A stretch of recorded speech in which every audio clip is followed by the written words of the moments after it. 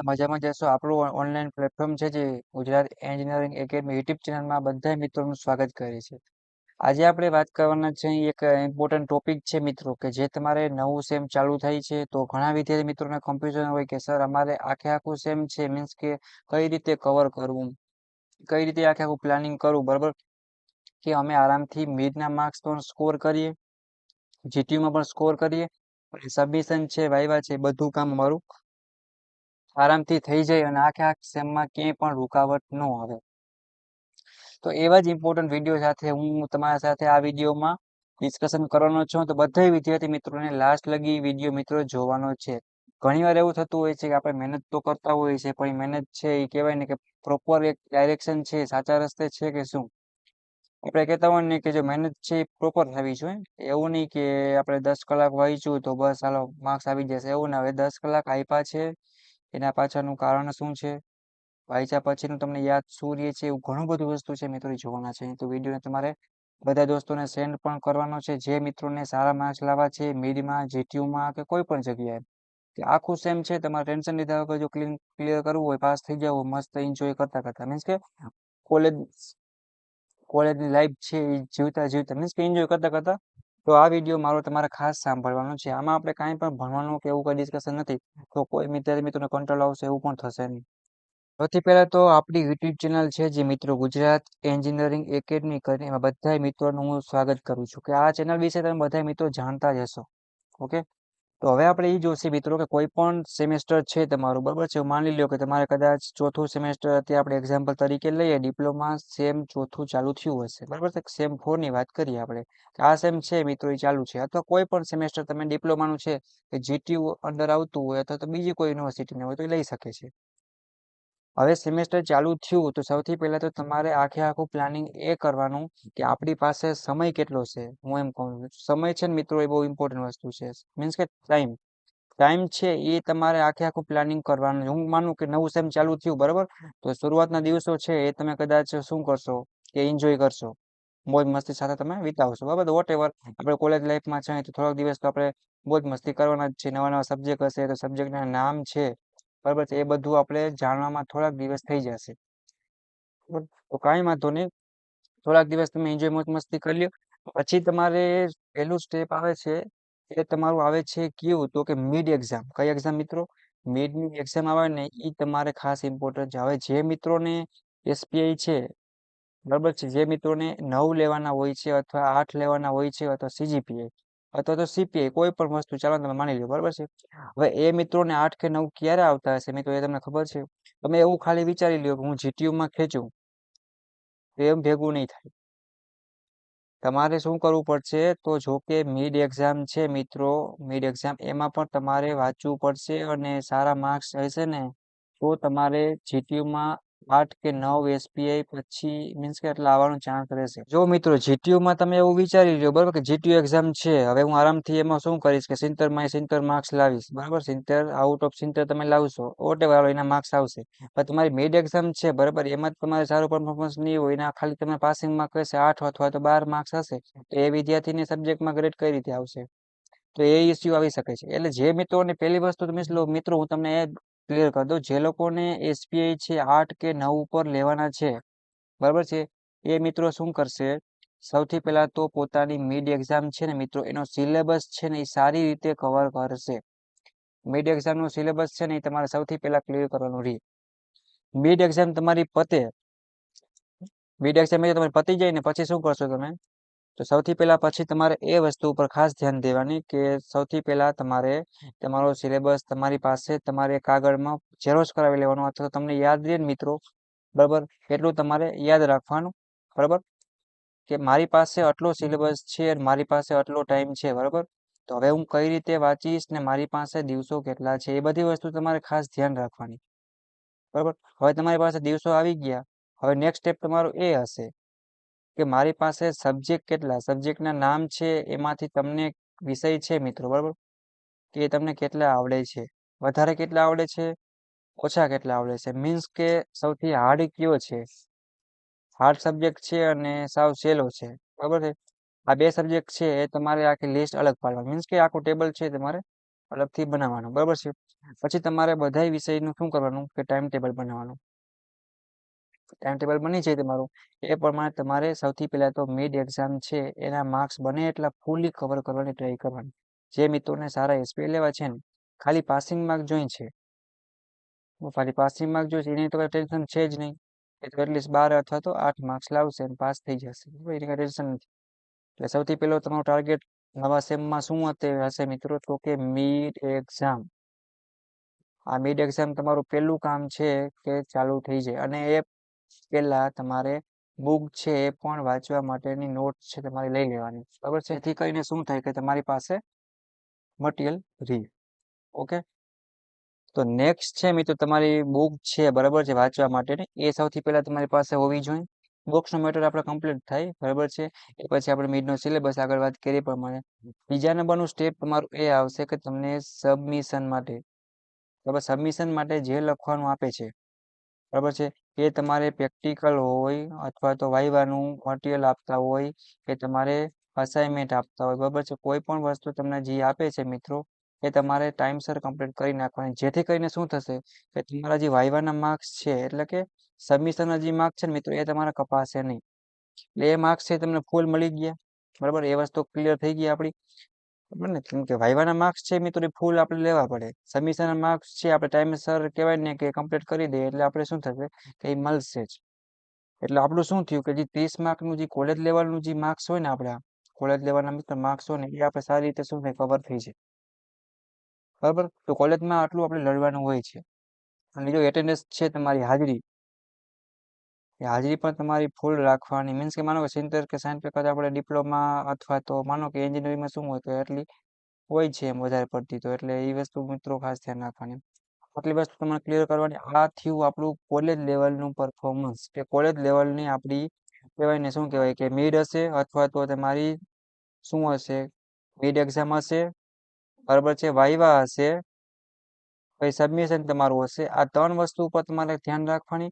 Plus તમારે વાંચવા માટેની બુક શું હશે મિત્રો, આ બુક એક ફેક્ટર તમારું આ નડશે, બરાબર છે. બીજું ફેક્ટર એ કે તમારી હાજરી, બરાબર છે. આ આટલી વસ્તુ રહે ને મિત્રો એ શું હશે કોલેજમાં આવશે. આના માર્ક્સ રહ્યા ને એ જ તમારે જો ઓછા હશે એટલે કે ડાઉનમાં હશે ને મિત્રો, ડાઉનમાં, બરાબર, તો પછી તમારું કોઈ રીતે જીટીયુમાં ખેલ થશે નહીં. એટલે સ્ટેપ બાય સ્ટેપ આપણે જવાનું છે.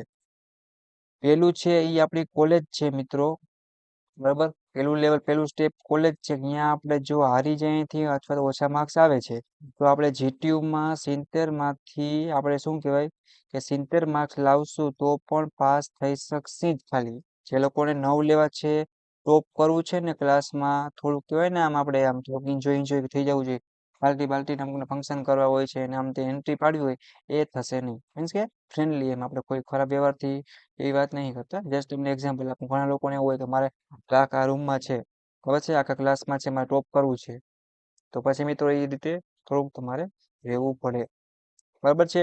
તો પેલું સ્ટેપ કયું આવશે, આપણી કોલેજ. કોલેજમાં કેટલું કામ મેં તમને કીધું હોય, બરાબર. પછી આવશે જીટીયુ, બરાબર. તો જીટીયુમાં હું તમને આઈએમપી પ્રશ્ન છે મિત્રો આપું જ છું, એ તમારી કઈ ઇસ્યુ છે જ નહીં. અને પેપર કઈ રીતે લખવું ને એ પેપરની સ્ટાઇલ હોય ને મિત્રો એ બહુ ઇમ્પોર્ટન્ટ છે. જીટીયુના પેપર અમુક મિત્રોને લખતા નથી આવડતા, એના કારણે શું થાય છે એ ફેલ થાય છે, મને ખબર છે. ઘણા મિત્રો હમણાં જો સેમ થઈને રહે છે તો એવો મિત્રો એમાં મને ઘણા મિત્રો એવું કહેતા હતા, સર કે અમે લખ્યું હતું સારું, બરાબર, તો અમે 3rd સેમમાં 2 કે 3 સબ્જેક્ટમાં ફેલ થઈ ગયા. પેપર સાવ સહેલો વિષય, સાવ કેવો મિત્રો વિષય હશે તો સહેલો, એમાં જ ફેલ. વિચાર કરો તમે. એટલે એવું થોડુંક થાય છે, હું એક્સેપ્ટ કરું છું. હું પણ તમારી જેમ જ્યારે સ્ટડી કરતો મિત્રો ત્યાંની વાત છે. એક વસ્તુ જોવાનું કે હવે આપણે શું કરશું, થોડુંક પ્લાનિંગથી કામ કરશે મિત્રો, એટલે શું થાય કે આપણે પ્રોબ્લેમ ન થાય. જેટલું તમે એક વસ્તુ ધ્યાન રાખો મિત્રો કે જેટલું તમે આરામથી અને મસ્ત એન્જોય સાથે સ્ટડી કરશો ને એટલું તમારે વાંધો નહીં આવે. એટલે જેથી કરીને મારું એટલું બેઝિક વિડીયો લેક્ચર મેં સ્પેશિયલ એના માટે જ બનાવ્યો હતો, બરાબર. જો તમને કાંઈ પણ ન સમજાય તો મને પર્સનલી પૂછી દેવાનું રહેશે. આપણી યુટ્યુબ ચેનલ છે જે ગુજરાત એન્જિનિયરિંગ એકેડમી, બરાબર, એનું સ્પેશિયલ કામ જ મિત્રો એ છે કે શું Gujarat engineering academy YouTube channel છે એ તમારું કામ સહેલું કરે છે. જો તમને કંઈ નથી સમજાતું તો તમે નીચે આપેલી લિંક છે મિત્રો, અલગ અલગ છે. જીટીયુને લગતી કોઈ પણ જીટીયુને લગતી મિત્રો કોઈ પણ ડાઉટ કેરી હોય એના માટે વોટ્સઅપ ગ્રુપ છે, બરાબર. પછી ઇન્સ્ટાનું ગ્રુપ છે આખું, બરાબર છે. પછી પોતાની બ્રાન્ચ વાઇઝ આખા વોટ્સએપ ગ્રુપ બનાવેલા છે. એમાં તમે શું કરો મિત્રો કે જોઈન્ટ થઈ જાઓ. કાંઈ પણ ના સમજાય તો તમે પોતાના મને શું સમજવાનું, દોસ્ત સમજવાનું અને ગમે એ પ્રશ્ન હોય એકદમ શું કરશો કે હેપી અને એન્જોય થી તમારે પૂછવાનો રહેશે. તો બધા મિત્રોને એટલું કહેવાનું છે કે આ તમારે સ્ટેપ બાય સ્ટેપ શું કરવાનું છે કે પ્રોસેસ મેં તમને જે કીધી બરાબર એ તમારે ફોલો કરવાની છે. આમાંથી તમે એક પણ પ્રોસેસ છે કે અથવા એક પણ સ્ટેપ છે મિસ કરવાનું નથી. જે લોકોને 8 અથવા 9 SPI લેવા છે ને આપણે આપણી રીતે પૂરેપૂરી રીતે મહેનત કરી લેશે, પછી જીટીયુ વાળા જે રિઝલ્ટ આપણે એ આપણે મંજૂર રહેશે. બરાબર. અને આમાં તમને કાંઈ પણ ડાઉટ કેરી આવતી હોય, જો તમારી મિડના એક્ઝામના પ્રશ્નો છે એ પોસિબલ હોય તો અમે આપી જ દેતા હોઈએ છીએ. બટ આપણે વાત કરીએ તો જીટીયુ એક્ઝામ, બરાબર, જીટીયુ એક્ઝામના બધી બ્રાન્ચ છે એની પ્લેલિસ્ટ ઉપર પોતાના આઈએમપી પ્રશ્નો ફ્રી ઓફમાં ફ્રી પીડીએફ સાથે મૂકવામાં આવ્યા છે. બરાબર છે ને, કોઈ અમે પૈસા નથી, મફત છે. તમે આરામથી લઈ શકો અને ઘણું બધું મટીરિયલ પૂછાય છે. એના પાછળનું તમને કારણ આપું કે જીટીયુ વાળા છે એ આઈએમપી પ્રશ્ન જે રિપીટ થતા હોય એ જ પૂછે. અને મારું પણ એ જ પ્લાનિંગ છે કે હું જીટીયુના જે પણ પ્રશ્ન કાઢું છું એ મિત્રો એમાંથી લઉં છું. એટલે કે કોઈ પેપર હાર્ડ નીકળે તો એટલીસ્ટ પાસિંગનું 25 માર્કનું તો હોય જ છે. બીજું એક ટોપિક એ મેટર કરે છે કે તમે જે જીટીયુનું પેપર લખો છો એની અંદર તમારે ફિગર એટલે કે આકૃતિ છે એ દોરવાની છે. આકૃતિ જે વિદ્યાર્થીના પેપરમાં નહીં હોય એ પાછળ જ રહેશે. બરાબર. પછી ક્લેવર વિદ્યાર્થી હોય, ક્લાસનો ટોપર હોય કે કોઈ પણ વિદ્યાર્થી હશે, સૌથી પહેલા શરૂઆતમાં મેં પેપર કેવી રીતે લખવાનો વિડીયો બનાવ્યો છે. પછી તમને હિન્ટ આપી દો બેસિક, બરાબર, કે 2 કે 3 લાઈન તમારે લખવાની જે તે રિક્વાયરમેન્ટ પ્રશ્નની હોય એ પ્રમાણે. બરાબર. પછી તમે શું કરશો ને ફિગર છે એટલે કે આકૃતિ છે એ તમારે લખવાની એટલે કે દોરવાની અને નામ નિર્દેશન આપવાના, તો તમને એને ફૂલ માર્ક મળશે. જીટીયુના પેપરમાં 3જા નંબરની ઇન્સ્ટ્રક્શન આપેલી હશે, કદાચ તમે નહીં વાંચી હોય તો વાંચી લેજો. આવી બધી મિસ્ટેક તમે કરો, બરાબર મિત્રો. જો જીટીયુનું પેપર છે એ તમારે આકૃતિ એકે આવશે જ નહીં તો પછી તમારે સમજી લેવાનું કે માર્ક્સ છે એ શું થશે કે કપાવાના જ છે. બરાબર. તો જીટીયુમાં તમારે આ રીતે બધી વસ્તુ છે મિત્રો, એ સ્ટેપ બાય સ્ટેપ પેપરથી માંડીને કઈ રીતે લખવું ને મિત્રો, બરાબર, એ બધી વસ્તુ આમાં મેટર કરે છે. બરાબર. જે મિત્રોને સારી રીતે એસપીઆઈ છે, બરાબર, 9 અથવા તો 8 ની ઉપર લેવા છે અથવા તો 10 લાવવા છે, ટોપ કરવું છે ક્લાસમાં, એ મિત્રો આટલી વસ્તુની ખાસ ધ્યાન રાખે.